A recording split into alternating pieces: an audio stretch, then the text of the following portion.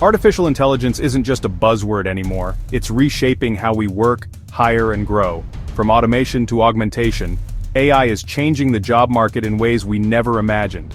AI is taking over repetitive tasks. Think data entry, scheduling, and customer support. Tools like ChatGPT and Google Apps. Script are streamlining workflows, allowing employees to focus on strategic thinking rather than mundane chores. But AI isn't just replacing jobs, it's creating new ones. Roles like AI trainers, prompt engineers, and algorithm auditors are emerging fast. The demand for people who understand how to work with AI is skyrocketing. To stay ahead, professionals are upskilling in data analysis, machine learning, and ethical AI.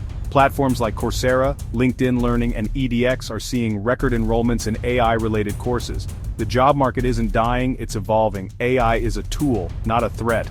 Those who adapt will thrive in this new landscape. So, are you ready to work with AI instead of against it? Subscribe Silver Frames Official.